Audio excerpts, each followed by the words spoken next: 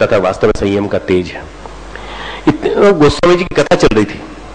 गोस्वामी जी कथा में बोला गया, शिव विरंची को मोही है को है बहुरा आन। शिव विरंची को मोही है,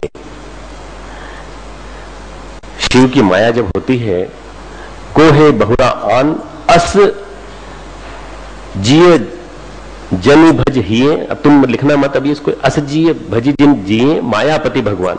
मतलब माया शंकर जी को ब्रह्मा जी को भी मोहित करती है।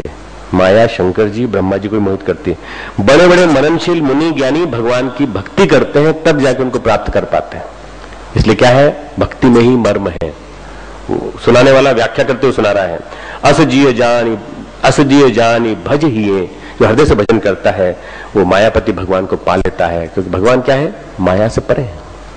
भगवान माया से परे। अब इसको सुनने के बाद वो हंसे, जो सामने बैठे थे स्वामी जी हंसे, अरे हमारी क्या मजाल की माया आके हमको परेशान कर दे, ये क्या बोल रहे हैं तुलसीदास जी। तो एक बूढ़े स्वामी जी बैठे थे, बूढ़े वो भी योगी थे, बैठे थे। उन्होंने सुनाया, कबीरदास जी की बात नहीं मालूम तुमको? कबीरदास जी की बात सुनना जरा, बहुत महत्वपूर्ण है। रमैया की दुल्हन ने लूटा बाजार, इसको लिख लो चाहे तुम। रमैया की दुल्हन ने लूटा बाजार। रमैया कौन? राम, ब्रैकेट में ब्रह्म, ब्रह्म राम यानी ब्रह्म। कबीर के लिए राम ब्रह्म के बराबर, पर ब्रह्म। रमैया की दुल्हन ने लूटा बाजार। ब्रह्म को दुल्हन कौन है? माया, माया, माया पत्नी, ब्रह्म की पत्नी माया। रमैया की दुल्हन ने लूटा बाजार, ब्रह्मा लूटे महादेव लूटे, लूट लिया संसार। रमैया की दुल्हन ने लूटा बाजार, सारा सारा संसार पूरा के पूरा लूट लिया है। इस माया को से के ऊपर अहंकार नहीं करना चाहिए। माया से परे जा चुके हैं। अहंकार करोगे तो बहुत गड़बड़ाओगे। तो भगवान वो स्वामी जी बोले कि तुम बड़े अच्छे महात्मा हो, तुमने साधना खूब अच्छी की है, पर तुम ऐसा मत बोला करो क्या कि ये तुलसीदास जी ने क्या बोल दिया और ये कबीरदास जी क्या कह गए। कबीरदास जी की बात भी सुनो तुम, कबीरदास जी क्या कहे। तो वो कहता है 22-23 साल का भक्त कि माया परमहंसों को क्या मोहेगी, हम तो परमहंस हैं, सब बेकार की बात है। बुजुर्ग बोले, आप महात्मा तो अच्छे हैं, पर आप ज्ञानी नहीं हैं, आप अच्छे भक्त नहीं हैं। आप महात्मा अच्छे हैं, पर आपको ये नहीं मालूम 90 साल की उम्र में रामायण लिखना चालू की थी तुलसीदास जी ने। वो सुना रहे हैं, 90 साल की उम्र में तुलसीदास जी साधना लिखना चालू करते हैं, रामायण पूरा करते हैं, हनुमान जी की सेवा करते करते, और 126 साल की उम्र में शरीर छोड़ते हैं। हमारे नाना जी हैं, उन्होंने इनके ऊपर शोध ग्रंथ लिखा है तुलसीदास जी के ऊपर। तुलसीदास जी का जन्म कहाँ हुआ? सोरो एटा जिले में एक राजापुर करके स्थान है, वहां उनका बांदा के पास, वहां पर स्थान जन्म हुआ था। वो कितने दिन रहे, जिए, पूरा रिसर्च वर्क है पूरा का पूरा। तो 90 साल की साधना का निचोड़ लिख रहे हैं कौन? तुलसीदास जी।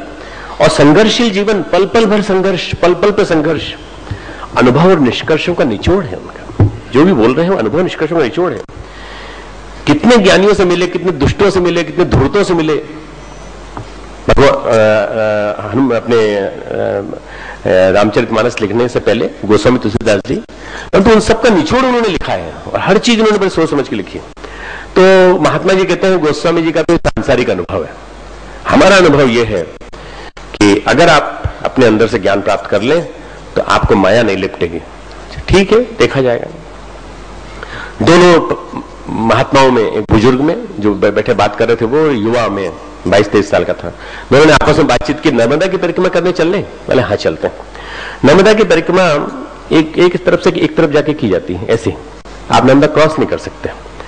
नर्मदा की परिक्रमा के बारे में कहा था, गायत्री के एक महापुरुष चरण का फल मिलता है। कौन सा? 24 लाख के पुरुष चरण का फल मिलता है अगर आप नर्मदा की एक परिक्रमा कर लेते हैं। ये होती है 2 वर्ष 6 माह और 3 दिन में पूरी होती है। आपको इस अवधि में पूरा करना पड़ता है, 2 साल 6 महीने और 3 दिन में पूरा करना पड़ता है इसी यात्रा। कई लोग चलते हैं, भक्त लोग चलते हैं। ये दोनों भक्त भी चले, युवा साधु भी, बुजुर्ग भी, साथ में दोनों चले जा रहे हैं। एकमात्र नर्मदा ऐसी नदी, इसकी परिक्रमा की जाती है, बाकी कई नदियां हैं जिनकी परिक्रमा नहीं की जाती।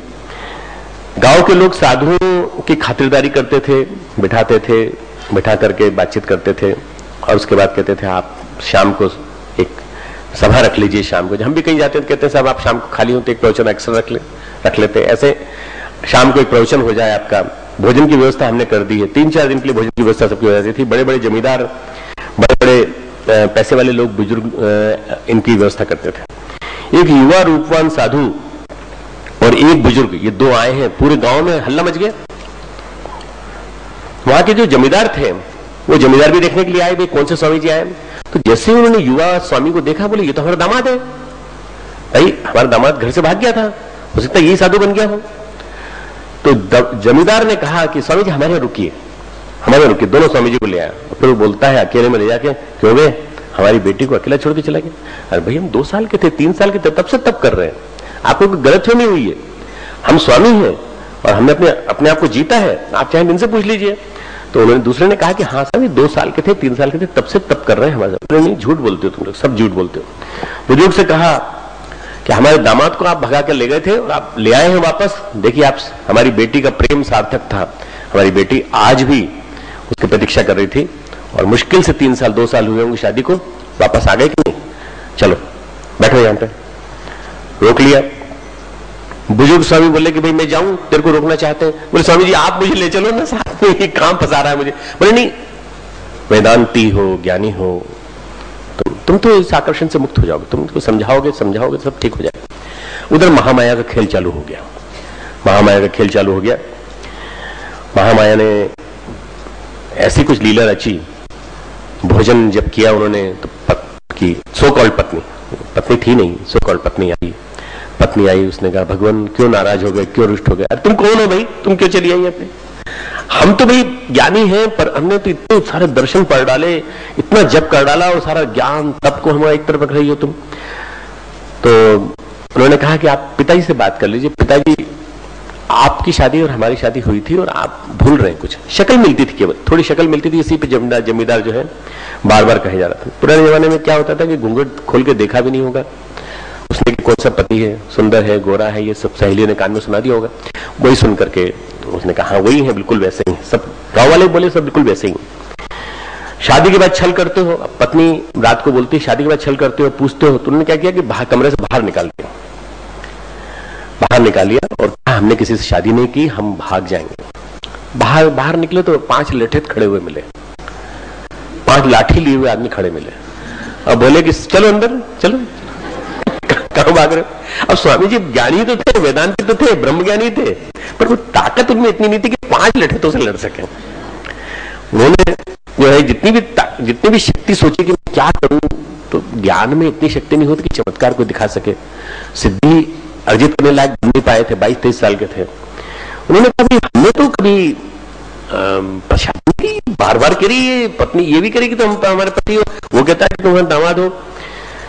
तो स्त्री आई, अगले दिन सुबह नाश्ता लेके आई। बोले पति को पहचानने में स्त्री कैसे भूल कर सकती है? हे पतिदेव आप हमें क्यों भूल गए? अरे यार हमने कब शादी की? महामाया की लीला चल रही सारी पूरी। अब वो जमींदार के पास गए। देखिए जमींदार साहब, आपके घर को हम आशीर्वाद देके जाएंगे, तो हमें जाने दीजिए। हमारे बुजुर्ग जो थे वो साधु जो चले गए परिक्रमा करने, हमको परिक्रमा पूरी करनी है और हमको अपने अयोध्या पहुंचना है, हमको अपनी साधना करनी है, हमारी साधना अधूरी है, पूरी करनी है अभी। बोले नहीं, दामाद बड़ी मुश्किल से घर आया है और वैसे भी विधवा का जीवन व्यतीत कर रही थी, जब तुम चले गए तब शादी करने के बाद तुम चले गए, अगर तुम जाओगे तो हम तुमको गोली मार देंगे, फिर विधवा का जीवन व्यतीत करेगी। इसलिए तुम भागने की कोशिश मत करो। हमारे गोली मारने वाले जो है बड़े निशानेबाज हैं, अगर तुमने भागने की कोशिश की तो तुमको मार देंगे, जान से मार देंगे। और ध्यान रखना, विधवा हमारी लड़की थी, संयोग जीवन में आया कि तुम आ गए वापस लौट, बड़ी मुश्किल हो गई। आके अंदर रोने लगे, भगवान मैंने क्या गड़बड़ की? मैंने इतना ही तो किया कि वेदांत की साधना करें। वेदांत की साधना तो ठीक है, पर तुमने कभी सर्व परमेश्वर की साधना की, ध्यान किया? चलो कोई बात नहीं। उन्होंने सोचा कि जब मौका लगेगा तो भाग जाएंगे, थोड़े दिन चलने देते हैं। अब थोड़े दिन चलने तो माया है। अब आई है तो सेवा करवा ही लेते हैं। सेवा करवा ली। सेवा करते करते दोनों पति पत्नी की तरह से रहने लगे। बच्चा हो गया, 1.5 साल बीत गए। स्वामी जी जो है 1.5 साल बीत गया, माया ही अपनी जगह अपना खेल रहे थे। 1.5 साल के अंदर उनको मौका लगा कि लेटरिन के लिए खेत जाते थे। उस जमाने में शौच के लिए खेत में जाते थे। तो उन्होंने कहा किसी तरह से खेत में से अगर लठे थोड़ी देर के लिए ढीले पड़ जाए, लठे हमेशा साथ जाते थे, 3 बजे खड़े थे अब जमींदार को डर था कि कहीं फिर से नहीं भाग जाए। तो एक क्या किया, जमींदार ने बुलाया, भाई देखो भाई बच्चा भी हो गया है, अब तो माँ बाप है, दोनों माता पिता हैं, अब ऐसा नहीं, अब भी भागेगा, अब हमारा खाना भी खा लिया, अन्न भी हमारा खा लिया, नमक भी हमारा खा चुका है, तो थोड़ा सा ढील छोड़ दो, थोड़ी ढील छोड़। जैसे ढील छोड़ी वैसे भाग गया, पर बालक को छोड़ के भाग गया, पत्नी को छोड़ के भाग गया, भाग गए। वैराग्य तो पक्का था, इसलिए अयोध्या पहुंचे, बुजुर्ग परिक्रमा करके आ गए थे, बुजुर्ग के पास जाकर के बोले, भगवान आप हमको छोड़ के कहां चले गए, आप हमको छोड़ के चले गए, हमको उसने दामाद बना लिया। तो उन्होंने फिर तुलसीदास जी का प्रसंग वही चल रहा था वहां पर, उन्होंने कहा देखो माया महाठगनी हम जानी, माया महाठगनी है, भगवान गलत नहीं हो सकते, तुलसीदास गलत नहीं हो सकते, माया के प्रभाव से तुमको सभी 3 चक्करों में पड़ना पड़ा, कभी माया को चुनौती मत देना, महामाया को चुनौती मत देना कभी। देह के आकर्षण से बचना, चित्त के संस्कारों से बचना मुश्किल है। 2 चीजें, देह के आकर्षण और चित्त के संस्कार, ये 2 ऐसी चीजें जिनसे बचना बड़ा मुश्किल है। हम क्या करते हैं, जो दिखाई पड़ता है उसे भी विश्वास करते हैं, इससे भी परे कुछ है, परमात्मा सत्ता है, इससे परे जीवन को संचालित करने वाला कोई और है, इस पर क्यों नहीं विश्वास करते। हमारे गुरुदेव, परम पूज्य गुरुदेव परमन्या माता जी, हमारे गुरुदेव योगेश्वर कृष्ण, इतना बड़ा संसार है, इतने बड़े संसार को चलाने वाला कोई ना कोई तो होना चाहिए विधि